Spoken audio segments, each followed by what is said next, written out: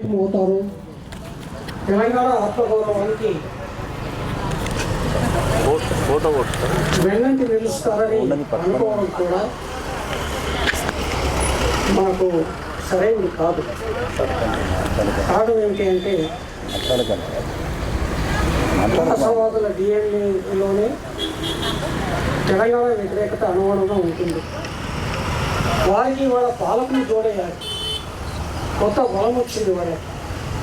కాబట్టి బ్రాహ్మణ సంక్షేమ పరిషత్ అధ్యక్షుడిగా బ్రాహ్మణ సమాజాన్ని గౌరవించి గుర్తించి కష్ట నష్టాలు తెలుసుకొని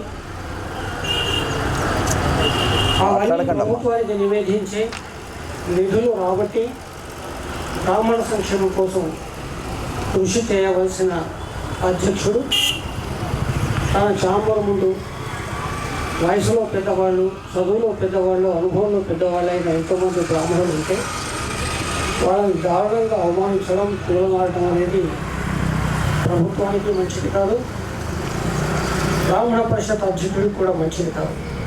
పైగా ఒక దళిత మహిళను ఉద్దేశించి అవమానకరంగా మాట్లాడారు.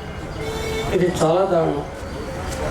బహుజన హితాయ బహుజన సుఖాయ అన్నది మొదటి నుంచి బ్రాహ్మణులు విన్నారు. సర్వే జనా సుఖినో భవంతు అంటారు. విచక్షణ కానీ విభేదాలు కానీ ఎక్కడ ఉండవు.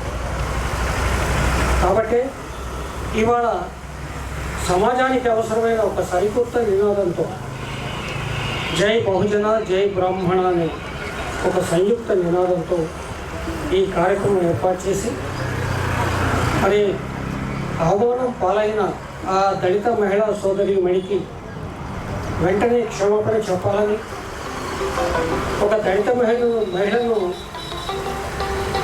గట్టి అవమానించినందుకు చట్టపరంగా చర్యలు తీసుకోవాలని టీఆర్ఎస్ పార్టీ కూడా డిమాండ్ చేస్తుంది. కేసీఆర్ గారి ప్రభుత్వానికి ఇప్పటి ప్రభుత్వానికి తేడా ఏంటో బ్రాహ్మణ సమాజం ఇకనైనా గుర్తించాలి. మరి ఆ రోజుల్లో కేసీఆర్ గారు బ్రాహ్మణ సంక్షేమ పరిషత్ ఏర్పాటు చేసి బ్రాహ్మణుల కోసం ఆలోచించిన తొలి ముఖ్యమంత్రిగా ఆయన మనకు తెలుసు. కానీ రేవంత్ రెడ్డి గారి ప్రభుత్వం వచ్చిన తర్వాత బ్రాహ్మణ సంక్షేమ పరిషత్ కార్యక్రమాలు కుంటుపడ్డాయి. నిధుల మంజూరీ లేదు, పేద బ్రాహ్మణులకు ఆసరా లేకుండా పోయింది. పేద బ్రాహ్మణ కుటుంబాల విద్యార్థులకు పథకాలు ఏమీ అందటం లేదు. ఈ నేపథ్యంలో మరి మరొక్కసారి బ్రాహ్మణ జాతి బహుజన జాతి ఐక్యమై, ఎందుకంటే రేవంత్ రెడ్డి గారి ప్రభుత్వం అందరికీ మోసం చేసింది కాబట్టి ఈ ప్రభుత్వానికి వ్యతిరేకంగా ఉద్యమించాల్సిన సమయం ఆసన్నమైంది.